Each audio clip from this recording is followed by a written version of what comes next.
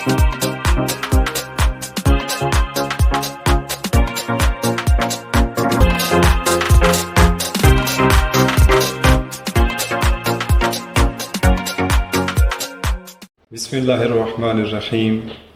Scans सितारे एक ऐसा प्लेटफॉर्म जिसमें स्कैन्स आपको सक्सेस स्टोरीज दिखाता है उन चार्टर्ड अकाउंटेंट्स की जिन्होंने अपनी ज़िंदगी की जो कठिन मराइल हैं वहाँ से गुजर कर एक प्रोफेशनल क्वालिफिकेशन में कामयाबी हासिल की। ना सिर्फ कामयाबी हासिल की बल्कि एक कामयाब ज़िंदगी गुजारने में भी रवां दवा हैं। आज के हमारे सितारे हैं मोहम्मद हन्नान सिद्दीकी। इससे पहले कि मैं मज़ीद तमहीद को लंबा करूं, मैं अपने मेहमान की तरफ जाऊंगा। मोहम्मद हन्नान सिद्दीकी साहब, वेलकम टू स्कैन सितारे। Thank you sir for providing me this opportunity. आपके साथ हम आपकी भी सक्सेस स्टोरी शेयर करेंगे आज। अब इस स्टोरी में आप हमें ये बताएंगे कि सबसे पहले आपने एफएससी प्री इंजीनियरिंग में की थी, तो एफएससी प्री इंजीनियरिंग के बाद कैसे आपके माइंड में आया कि हमें प्रोफेशनल अकाउंटेंसी और पर्टिकुलरली चार्टर्ड अकाउंटेंसी की तरफ स्विच करना चाहिए? एक्चुअली सीए का आइडिया मेरा मैट्रिक के बाद किसी ने मेरे जहन में डाला। मैं डिफरेंट कॉलेजेस में एडमिशन के बारे में मालूमात वगैरह ले रहा था, तो मेरे वालिद साहब के ऑफिस में एक बंदा मिला। उसने कहा कि क्या करना है, क्या बनना है फ्यूचर में। तो मैंने कहा हमें डॉक्टर इंजीनियर का पता था, इसके अलावा पता ही नहीं था कि क्या होती है फील्ड्स। तो मैंने कहा इंजीनियर बनना है मुझे। तो उन्होंने बोला क्यों? मैंने कहा प्री इंजीनियरिंग करनी है और इंजीनियर बनना है। तो हमें फ्यूचर की कोई डायरेक्शन नहीं थी हमारे पास उस वक्त तक। तो उन्होंने मुझे फिर सीए के बारे में बताया कि एक फील्ड ये भी है। उन्होंने अपने फैमिली में उनके कोई मामू थे शायद, उन्होंने उनके बारे में बताया कि वो चार्टर्ड अकाउंटेंट हैं, वो इस टाइम किसी कंपनी में सीएफओ हैं, उनकी ये पर्क्स हैं, ये बेनिफिट्स हैं, उनका ये प्रोटोकॉल होता है कंपनी में। तो मेरे जहन में कहीं वो सीए का एक आइडिया मेरे जहन में जनरेट हुआ कि अच्छा एक ये फील्ड भी है। तो एफएससी के बाद जब लोग दूसरी तरफ जा रहे थे तो मैंने एंट्री टेस्ट भी नहीं दिया था। मेरे जहन में क्लियर था कि मुझे सीए की तरफ जाना है। तो वहाँ से मेरा सीए का जर्नी शुरू हुआ। यानी आपने अपना ज़हन मैट्रिक से ही बना लिया था और एफएससी आपको सिर्फ इसलिए करना पड़ी क्योंकि जो प्री रिक्विजिट था, जो एंट्री लेवल था चार्टर्ड अकाउंटेंसी का, वो इंटरमीडिएट था। एग्जैक्टली ऐसे। तो दैट्स गुड कि जब आप मैट्रिक कर लेते हैं पहले ही आप अपनी डायरेक्शन सेट कर लेते हैं, तो ये तो एक कामयाब इंसान की पहली सीढ़ी होती है। दूसरी बात ये बताइए कि जब आप सीए में आ गए तो सीए में सबसे पहले आपके दौर में तो एएफसी होता था, आजकल पीआरसी का ज़माना है। तो एएफसी में कौन कौन सी प्रॉब्लम्स आपने फेस की और फिर कैफ में कौन कौन सी बैरियर्स आपने फेस की कि जिसको सुनकर एक जो न्यू स्टूडेंट है उसके लिए मोटिवेशन आए कि मैं भी इस अगर किसी और को ये प्रॉब्लम्स आए थे तो मैं भी फेस कर रहा हूँ और इनको कैसे इन चैलेंज से कैसे निपटना चाहिए? मेरे ख्याल में सीए के स्टार्ट में एक हमारे जहन में कुछ हवा होता है, एक डर होता है कि पता नहीं सीए क्या होगा, पता नहीं मुझे कितने सब्जेक्ट्स रखने चाहिए। शुरू में मेरा एक सब्जेक्ट एग्जाम था तो मुझे एक टीचर ने मशवरा दिया कि आप 3 सब्जेक्ट ना दें, बहुत मुश्किल होता है सीए, अभी आप एंटर हुए हैं और पता नहीं क्या होगा। तो मेरे ख्याल में ये मेरी कोशिश ये होती है कि मेरे पास जो भी स्टूडेंट आए मैं उसके जहन से ये डर ख़त्म करूँ कि सीए कोई बड़ी बला नहीं है। बेसिकली एक नॉर्मल फील्ड है और मे भी बहुत सारी फील्ड से आसान है। अगर हम मेडिकल से या उसको किसी और प्रोफेशन से कंपेयर करें तो ये बहुत आसान लगती है मुझे तो, क्योंकि इसमें टाइम आपको कंसिस्टेंटली देना पड़ता है लेकिन कम देना पड़ता है as compare to other fields. तो ये चैलेंज सबसे बड़ा होता है कि बच्चा नया होता है, उसको मालूमात नहीं होती सीए के बारे में और जहन में एक डर होता है। तो मेरे ख्याल में सबसे पहले ये डर निकालना चाहिए और कंसिस्टेंटली लेके चलना चाहिए चीज़ों को। अच्छा, तो बाद में लेवल आगे कैफ, तो आपके दौर में तो कैफ में 9 पेपर्स थे जी, तो कैफ में आपने क्या क्या प्रॉब्लम फेस की? कैफ में सबसे बड़ा प्रॉब्लम ये था कि हमें तो सीए का फ्लेवर ही नहीं पता था, क्योंकि एएफसी तक और आजकल पीआरसी में फिर भी वो अकाउंटिंग और इकोनॉमिक्स को उन्होंने इंक्लूड कर दिया है ताकि बच्चे को सीए का फ्लेवर मिले, लेकिन हमारे दौर में एएफसी में वो वाला फ्लेवर नहीं था हमारे पास। तो एक न्यू फील्ड में आना, और हम क्योंकि एफएससी बैकग्राउंड से थे तो हमें जो कुछ बुक में होता था वही पेपर में आ जाता था। लेकिन सीए में आके कैफ में जब सीए स्टार्ट हुआ एक्चुअली अकाउंटिंग, इकोनॉमिक्स और दूसरे सब्जेक्ट्स, तो सबसे बड़ा प्रॉब्लम तो ये है कि हमारे पास डायरेक्शन नहीं थी और प्रॉपर प्लान नहीं था कि किस तरह लेके चलना है चीज़ों को। तो कैफ में मुझे टाइम ज़्यादा भी लगा एज कम्पेयर टू फाइनल। ये रिवर्स है, शुरू में यूजुअली ये होता है कि बच्चा कैफ में जल्दी कर लेता है और फाइनल में स्टक हो जाता है, लेकिन मेरा फाइनल जल्दी निकला और कैफ देर से निकला है क्योंकि मुझे कैफ में जो लर्निंग थी वो मैंने उसको यूज़ किया अपने सीफैप के लिए। तो मेरे ख्याल में सबसे पहले अगेन प्लानिंग, और बच्चे को ये समझना चाहिए सीए में आने से पहले ही कि ये जो ट्रेडिशनल स्टडी है उसकी तरह नहीं है। ऐसा नहीं है कि जो कुछ बुक में है वो पेपर में आ जाएगा, तो आपको इसके लिए प्रैक्टिस करनी होती है, proper lectures, proper concept building, और उस हिसाब से चलना पड़ता है।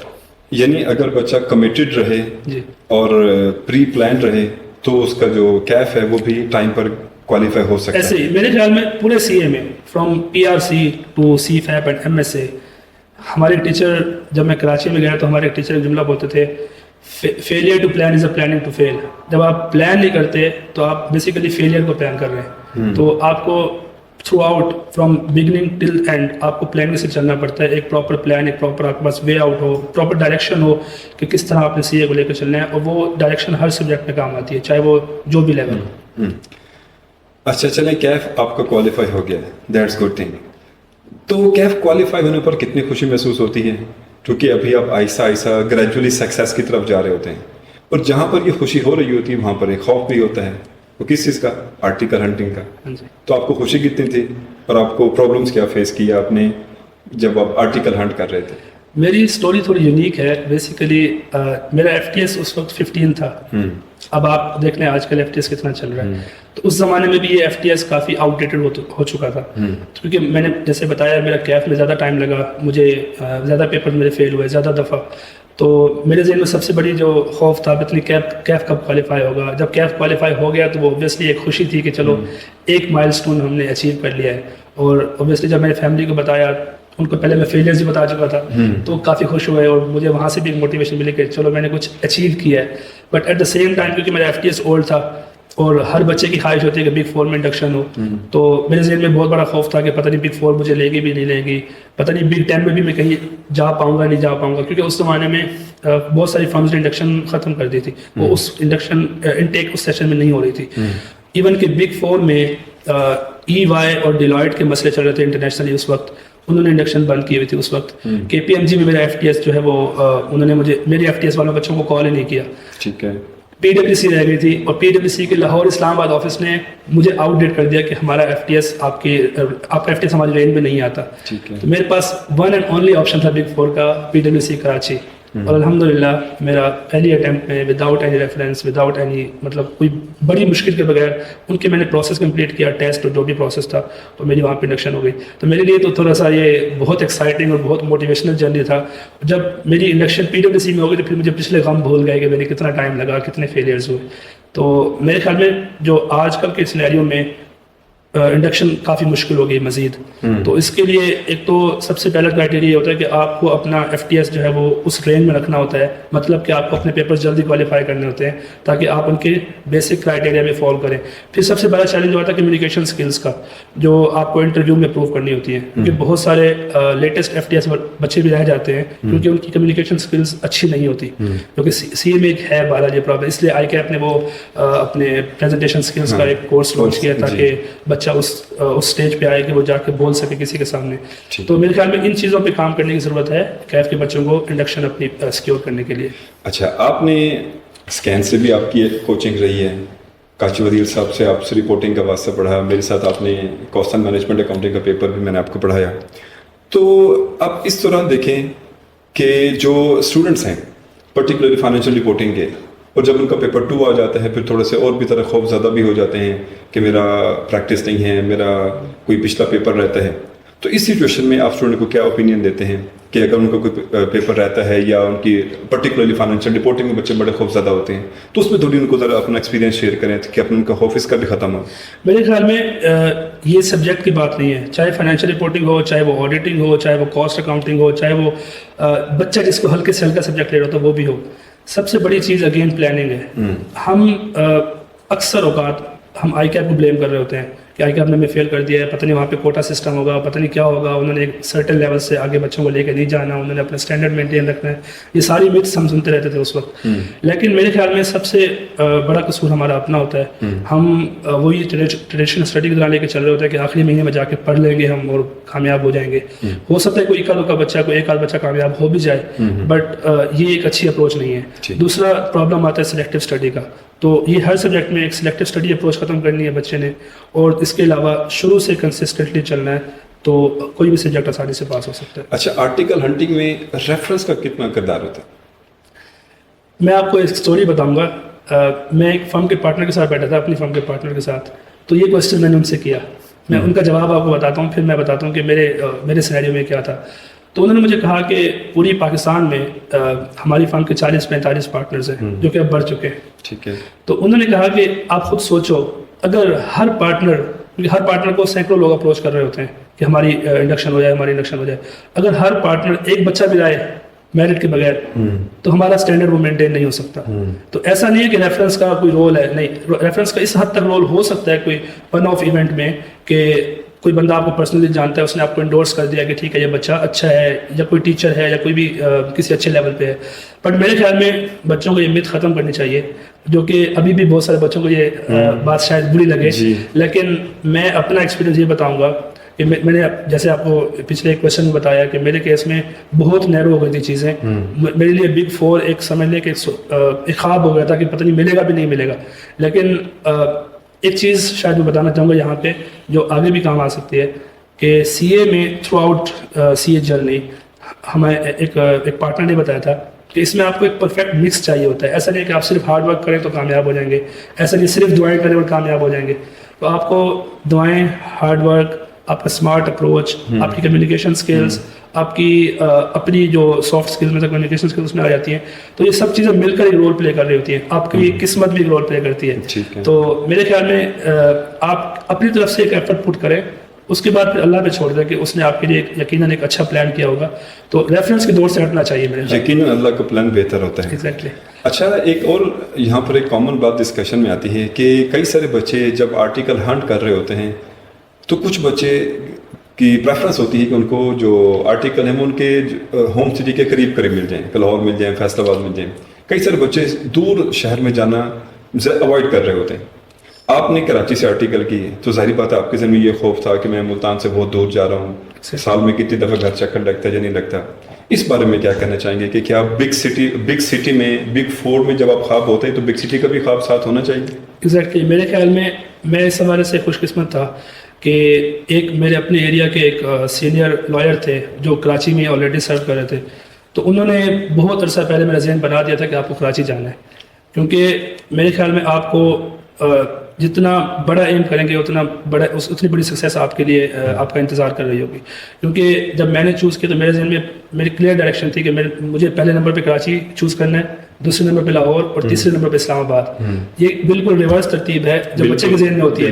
بچے کے ذہن میں ہوتا ہے کہ کیونکہ اسلام آباد ایک کیپٹل ہے تو مجھے اسلام آباد میں موو کرنا ہے، وہاں پہ اچھا ایکسپوجر ملے گا. نہیں، کراچی ایک اکنامک ہب ہے میرے خیال میں، اور وہاں پہ موسٹلی بزنسز کے ہیڈ آفیسز وہیں پہ ہیں، mostly senior level top level management آپ کو وہیں پہ ملتی ہے، موسٹلی سی ایف اوز آپ کو وہیں پہ ملیں گے، فائنینس کے لوگ وہیں پہ ملیں گے. تو میں جو ایڈوائز کرتا ہوں بچوں کو، اور اس پلیٹ فارم کے توسط سے میں یہی ایڈوائز کروں گا کہ بچہ جہاں کا بھی ہو، چاہے ملتان کا ہے چاہے لاہور کا ہے، آپ کو 3-4 سال کے لیے پین لینی پڑے گی.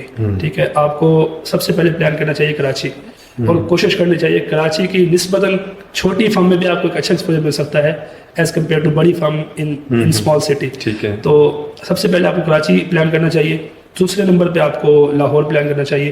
اور جو آپ نے چیلنجز کی بات کی ہے، میرے خیال میں اپنی کلاس میں اور اپنے اسکول میں جہاں پہ میں نے ایجوکیشن لی اسکینز اور ایک دوسرے اسکول میں، تو میں واحد بچہ تھا، پہلا بچہ تھا جو میں نے دل اپنا بڑا کیا اور کراچی میں موو کیا. اور اس کے بعد کافی لوگوں کی مسکنسیپشن دور ہوئی ہیں اور انہوں نے کراچی آرٹیکلس پلان کیے. تو چیلنجز بالکل آتے ہیں کیونکہ ایک دور ہے گھر سے، آپ کو پتہ نہیں فریکوینٹلی نہ آنا پڑے، آپ کو مہنگا بھی پڑے گا شاید، چیلنجز فائنینشیل چیلنجز بھی آئیں گے، لیکن یہ 4 سال کی پین ہے جو آپ کو بیئر کرنی پڑے گی تاکہ آپ کا فیوچر سیکیور اور آپ کا فیوچر برائٹ ہو. جی اچھا، ڈیورنگ آرٹیکل ہے، انڈسٹری بھی ہے، آپ آؤٹ آف اسٹیشن بھی ہیں، اور کھانا بھی خود بنانا ہے، کپڑے بھی خود واش کرنے ہیں، اور پڑھنا بھی ہے ساتھ ساتھ. کیا یہ کافی ہیکٹک نہیں ہو جاتا؟ بہت ہیکٹک ہوتا ہے. اور یوزلی میں کل بھی ایک اسٹوڈنٹ سے میری ملاقات ہوئی، میں بچوں کو یہ ایڈوائز کرتا ہوں کہ آپ کا سب سے ڈیفیکلٹ فیز ہے یہ آرٹیکل شپ والا. اس سے پہلے ہم بھی سمجھ رہے ہوتے تھے ایک زمانے میں کہ کیف بہت مشکل ہے کیونکہ پیپر نہیں نکل رہے ہوتے تھے، تو ہم سمجھتے ہیں بہت مشکل ہے بہت مشکل ہے. جب ہم ایک اسٹیج آگے چلے جاتے ہیں تو پھر پیچھے دیکھتے ہیں کہ یار یہ تو کچھ بھی نہیں تھا. کیوں؟ کیونکہ اس وقت آپ آئی کیپ بھی اس لیے آپ کو فل ٹائم اسٹوڈنٹ کہتا ہے، ایف ٹی ایس بیچ جو آپ کو ملتا ہے وہ فل ٹائم اسٹوڈنٹ ہوتا ہے کہ آپ کو پڑھائی کے علاوہ اور کوئی کام ہی نہیں ہے، آپ کو صرف پڑھنا ہے. لیکن جب آپ آرٹیکل فیز میں آتے ہیں تو آپ کو پڑھنا بھی ہے، آپ کو اپنے آفس بھی مینیج کرنا ہے، سم ٹائمز بلکہ موسٹ آف دا ٹائمز آپ کو کنفلکٹ پہ آتا ہے کہ میں ورک کو پریفر کروں یا اسٹڈی کو پریفر کروں. اور فرم آپ سے ڈیمانڈ کر رہی ہوتی ہے کیونکہ ایک بزی سیزن ہوتا ہے، رپورٹ سائن کرنی ہے، تو آپ کو فرم میں زیادہ ٹائم دینا ہے. ادھر سے بچہ چاہ رہا تھا میں اسٹڈی کو ٹائم دوں. تو اگین یہاں پہ پلاننگ اور مینجمنٹ چاہیے ہوتی ہے بچے کو شروع سے سیشن کے سٹارٹ سے پلان کر کے چلے گئے, کیونکہ کچھ دن آئیں گے جہاں پہ میں پڑھائی کو زیادہ ٹائم نہیں دے سکوں گا, اور کچھ دن آئیں گے جہاں پہ پڑھائی کو بہت زیادہ ٹائم دیا جا سکتا ہے. لیکن ہمارے ذہن میں بس ایک یہی مت ہوتی ہے اس لیول پہ کہ پتہ نہیں ہمارے پاس ٹائم نہیں بچ رہا. ٹائم بچ رہا ہوتا ہے. ہم اگر پلاننگ کریں تو بہت سے ٹائم ایسے ہوتے ہیں, ٹائم سلاٹس, بہت سے ٹائم پیریڈ ایسا ہوتا ہے جو ہم اویل کر سکتے ہیں, کیونکہ آڈٹ سیزن مشکل سے 2 مہینے چلتا ہے, جو بزی سیزن ہوتا ہے. اس کے بعد بچہ فری ہوتا ہے, لیکن اس کے ذہن میں وہی چل رہا ہوتا ہے کہ میں بزی سیزن سے باہر, ابھی تو ریسٹ کر لوں, ابھی تو تھوڑا سکون کر لوں, ابھی یہ کر لوں. چیزیں اگر پلان کر کے چلیں اور ڈیلی بیسس پہ کریں تو مشکل نہیں ہے ان چیزوں کو مینیج کرنا. اچھا, یہ تو ایک اچھی اوپینین ہو گئی, ایک اچھی ایڈوائس ہو گئی نیو کمرس کے لیے کہ انہوں نے اس کو پلان کر کے چلنا ہے. اچھا, جب آرٹیکل ہو گئے اور آپ کا ایم ایس سی کا فیس بھی گزر گیا, سی فیپ وغیرہ گزر کے پاس آؤٹ ہو گئے, پاسنگ کی کتنی خوشی ہوتی؟ میرے فیشل ایکسپریشن سے آپ کو لگ رہا ہوگا جب میں وہ دن یاد کرتا ہوں, کیونکہ ہمارے ٹائم پہ وہ پہلا سیشن تھا جب آئی کے اپنے رزلٹ اناؤنس کیا شام کے ٹائم. مجھے یاد ہے میں کلائنٹ پہ بیٹھا تھا اس وقت, ہماری بالکل بزی سیزن چل رہا تھا, رپورٹنگ فیز چل رہا تھا, آڈٹ رپورٹ سائن ہوئی تھی کچھ دن بعد, اور بہت ہم ہیکٹک روٹین میں تھے.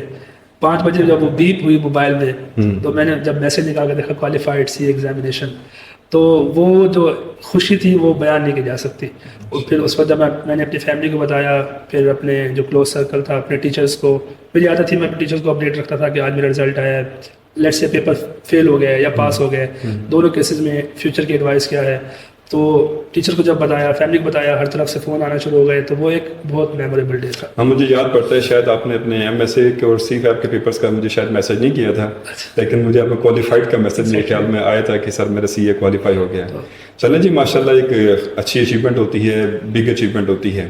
اچھا, ایک ساتھ میں اور بھی کنیکٹنگ کوشچن ذہن میں آ گیا کہ بگ 4 کی تلاش میں کچھ 6 مہینے 8 مہینے ویسٹ کر دینا زیادہ بہتر ہے, یا کیو سی آر یا نان کیو سی آر کو اڈاپٹ کر کے time per C a complete کرنا زیادہ بہتر ہے؟ یہ بہت اچھا کویشچن ہے, اور بہت ہی چیلنجنگ فیز ہوتا ہے ایک اسٹوڈنٹ کے لیے جو آرٹیکلس ہنٹ کر رہا ہوتا ہے. اور یقیناً ہر بچے کی خواہش ہوتی ہے کہ بگ 4 میں آرٹیکلس ہوں, اور یہ خواہش بری نہیں ہے کہ ہر بچے کو ایک بڑا ڈریم کرنا چاہیے اور اس کے لیے کوشش بھی کرنی چاہیے. لیکن میں ہر اسٹوڈنٹ کو یہ کہتا ہوں کہ جب آپ نے ایک ڈیو ایفرٹ پٹ کر لی ہے, آپ نے ایک ڈیو ہارڈ ورک پٹ کر لیا ہے, ڈیو ٹائم دے دیا ایک چیز کو, ایک چیز کی تلاش میں, پھر آپ کو موو آن کرنا چاہیے. آپ کو اسٹک نہیں ہونا چاہیے کہ مجھے بگ 4 میں ملیں گے تو میں 1 سال بعد کر لوں گا. نہیں, ٹائم آپ کا بہت قیمتی ہے, کوالیفیکیشن بہت قیمتی ہے. یقیناً بگ 4 آپ کے ذہن, آپ کی سی وی کو ایک اچھی ویلیو ایڈ کرتا ہے آپ کی سی وی کی شارٹ لسٹنگ میں, بٹ ایسا نہیں ہے کہ بگ 4 کے علاوہ جو لوگ ہیں وہ کامیاب نہیں ہیں. تو سب سے پہلے خواہش رکھنی چاہیے بگ 4 کی, ایک جائز خواہش ہے, ایک اچھی خواہش ہے, لیکن اس کے بعد میرے خیال میں اسٹک نہیں ہونا چاہیے. یہاں پہ ایک کیٹیگری بندے کو بنانی چاہیے کہ سب سے پہلے بگ 4 نہیں ہوتا تو ٹاپ 10 ٹاپ 20, اگر وہ بھی نہیں ہوتا تو اسٹیٹ بینک کی ایک کیٹیگری ہے, اے بی سی کیٹیگری فرمز ہیں, تو اے بی سی اس کے حساب سے. ایون کہ جب میں بھی بگ 4 کے لیے ہنٹنگ کر رہا تھا تو میں ساتھ ساتھ چھوٹی فرمز میں انٹرویو دے رہا تھا. ایسا نہیں تھا کہ میں نے چھوٹی فرمز کو چھوڑ دیا بالکل, کیونکہ مجھے پتا تھا میرا ایف ٹی ایس بہت پرانا ہے, میں رسک پہ ہوں آلریڈی, تو مجھے کہیں نہ کہیں پلان بی سی اپنے ذہن میں رکھنا ہے. تو ہر بچے کو پلان بی سی رکھنا چاہیے اپنے ذہن میں کہ اگر فار ایگزامپل نہیں ہوتا آپ کا بگ 4 میں, تو آپ کو نیکسٹ کسی فرم میں جانا ہے, اور نیکسٹ بیسٹ پاسبل جو ہو سکتا ہے آپ کے لیے.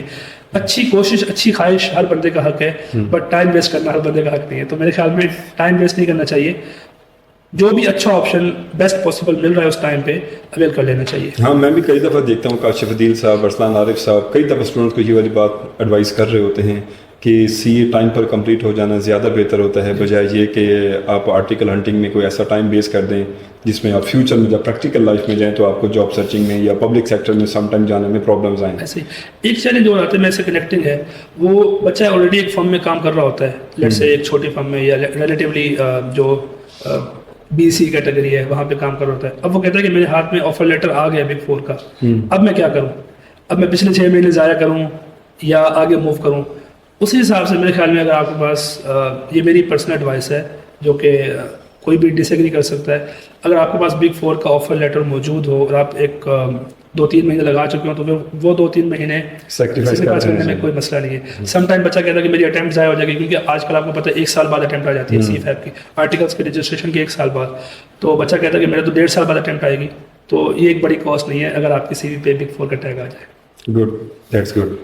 اچھا, نیکسٹ ہے کہ اسکینس ملتان جنوبی پنجاب کے لیے ایک بہت بڑی بلیسنگ ہے, اور بہترین انفراسٹرکچر, بہترین فیکلٹی, بہترین ریزلٹس, اور جب وہ ایگزامس کے ڈیز آتے ہیں تو اسکینس کی لائبریری بھی فل ٹائم اویلیبل ہے اسٹوڈنٹس کے لیے, اے سی لائبریری اویلیبل ہے, کمپیوٹر لیبس بھی ماشاء اللہ 3 ہیں.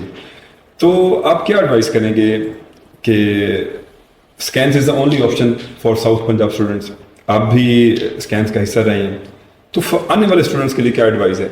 میرے خیال میں جو آرگنائزڈ ایک اسٹرکچر ہے اور آرگنائزڈ پہ میرے خیال میں جو میرے ذہن میں سوچا ہوا تھا وہ آپ نے خود ہی بتا دی ہے. وہ چیزیں, وہ فیچرز, جو لائبریری کی فیسلٹی ہے, جو ٹیچرس کی سلیکشن ہے, میرے خیال میں بہت اچھے ٹیچر یہاں پہ پڑھا رہے ہیں. ایک اسکینس کی یہ خوبی ہے کہ وہ ایک اچھے ٹیچرس کو وہاں پہ انڈکٹ کرتا ہے اپنے پاس, اور اچھے ٹیچرس کو موقع دیتا ہے کہ وہ بچوں کو پڑھائیں. اور بچے کے پاس جب ایک ٹیچرس کی لسٹ سامنے آتی ہے تو اسکینس ایک آپشن رہ جاتا ہے کہ میں وہاں پہ جا کے پڑھوں. تو ایک اچھا پلیٹ فارم ہے, اور یہ جو سلسلہ ہے خاص طور پہ میں بہت اپریشیٹ کروں گا, کیونکہ جو چیزیں ہمیں انڈیویجولی لیٹ سے 100 لوگوں کو بتانی پڑتی تھی, وہ ایک پلیٹ فارم کے تھرو ہم اپنی سکسیس اسٹوری شیئر کر کے اور کامن کویشچن کے جواب دے کے ہم بہت سارے لوگوں کو گائڈ کر سکتے ہیں. تو بیسٹ آف لک, یقیناً آپ ایک اچھا کام جاری رکھیں گے. ہاں, تھینک یو ویری مچ. اچھا, ہم اپنے پروگرام کو کنکلوژن کی طرف لے کے جاتے ہیں. جب آپ نے کوالیفائی کیا تو فرسٹ جاب آپ نے کہاں کی, اور آپ کا کرنٹ اسٹیٹس کیا ہے؟ جب میں نے کوالیفائی کیا تو میرے پاس 2-3 آپشن تھے. اس میں نے چوز کیا آئی کیپ کو, کیونکہ ایک ہماری اپنی پروفیشنل باڈی ہے. وہاں پہ QCR ڈپارٹمنٹ ہے جو ڈفرینٹ آڈٹ فرمس کا ریویو کرتا ہے, آڈٹ کرتے ہیں بیسیکلی. تو میرے لیے ایک اچھا, میرے ذہن میں ایک تھا کہ میں نے آڈٹ کرنا سیکھ لیا ہے اب 3.5 سال میں. تو اب مجھے آڈٹ کو کس طرح دیکھا جاتا ہے, ایک ریگولیٹر کس ویو سے دیکھتا ہے, اور آڈٹ کوالٹی کس طرح امپروو ہو سکتی ہے, مجھے وہ والا ایک ٹیسٹ لینا ہے. تو میں نے QCR ڈپارٹمنٹ جوائن کیا, اور میرے لیے یہ بہت اچھا ایکسپیرینس تھا.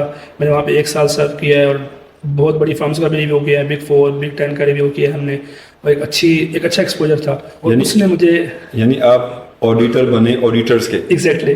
اور ایک اچھا فیز تھا, اور اس سے مجھے ہیلپ ملی کہ میں نے اپنے فیوچر آڈٹ جابس کو کس طرح امپروو کرنا ہے. اب میں currently as an assistant manager audit کام کر رہا ہوں KPMG UK میں, اور یقیناً میرے جو پریویس ایکسپیرینس تھا آڈٹ کوالٹی کا, اس نے کافی اچھا رول پلے کیا ہے. تو کرنٹلی میں اپنی رسپانسبلٹیز پرفارم کر رہا ہوں آڈٹ کوالٹی کے حوالے سے. آڈٹ بڑی ایک UK میں ایک بڑی کمپنی کے آڈٹ کے حوالے سے, تو وہ کافی اچھا ایکسپیرینس. Excellent opportunity.